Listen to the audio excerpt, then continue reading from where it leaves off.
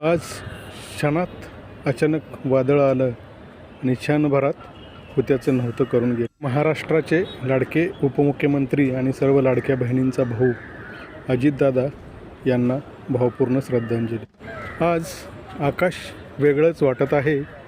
जणू त्याचं निळेपणही आज उदास झालं. क्षणभर जग थांबल्यासारखं वाटतंय. दादा, आज तुम्ही आकाशात एकटेच प्रवास करत नव्हतात, तर तुम्ही कित्येकांची स्वप्ने घेऊन उडालात. काही अपूर्ण योजना, काहींना न बोललेले शब्द आणि अनेकांच्या आयुष्याचा आधार. दादा, एका क्षणात हसणं आठवणीत बदललं, आज उद्यामध्ये हरवलं आणि विश्वास अश्रूमध्ये मिसळून गेला. अजितदादा, तुमचं जाणं म्हणजे फक्त एक अपघात नाही, तो अनेक हृदयावर उमटलेला घाव आहे. आज अनेक मित्र जुने मेसेज वाचतात, कुटुंब फोटो पाहत थांबतात आणि प्रत्येक डोळा एकच प्रश्न विचारतो, इतक्या लवकर का? तुमचा आवाज आज ऐकू येत नाही, पण तुमची आठवण प्रत्येक श्वासात जिवंत आहे. तुमचं प्रेम, तुमची माणुसकी आजही आमचं मार्गदर्शन करते. क्रूर नियतीनं तुम्हाला सर्वांपासून दूर नेले, पण देशवासियांच्या मनातून नाही. प्रत्येक उडणारं विमान तुमची आठवण करून देईल. प्रत्येक सूर्यास्त थोडा अधिक नम्र होईल.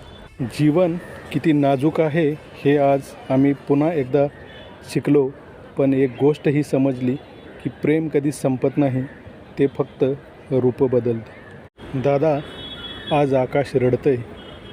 आज आकाश नुसतं शांत नाही, ते आतून रडतंय. आज वारा हळू वाहतोय, जणू तो ही बातमी सांगायला घाबरतोय. तुमचं जाणं अचानक होतं, कोणालाही तयार न करता. न निरोप, न शेवटचे शब्द, न शेवटची नजर. एका क्षणात घरातला आवाज थांबला, हसणं फोटोमध्ये अडकलं आणि आयुष्यात पुढे कसं हा प्रश्न प्रत्येक महाराष्ट्रीय वाशाला आणि देशवासियाला पडला. तुमचं रोखठोक बोलणं, राजकारणातलं बिनधास्त वावरणं, हजरजबाबीपणा हे प्रत्येक वेळी राजकारणात वर्षानुवर्ष पुढे आठवत राहील. तुमचं नेतृत्व भाषणात नव्हतं, तर ते कृतीत दिसायचं. समोर उभ्या असलेल्या माणसाच्या डोळ्यात पाहून निर्णय घेणारा तुम्ही माणूस होता. संपूर्ण महाराष्ट्रासाठी तुम्ही फक्त एक नेता नव्हता, तर तुम्ही सर्वांचे विश्वास होतात. आणि आज तो विश्वासच आम्हा मराठी माणसामध्ये नाही आहे, याची खूप खंत वाटते. कमिटमेंट कशी असावी, तर अजितदादांसारखी. आणि नेता कसा असावा, तरी तोही अजितदादांसारखाच. तुम्हाला भावपूर्ण श्रद्धांजली.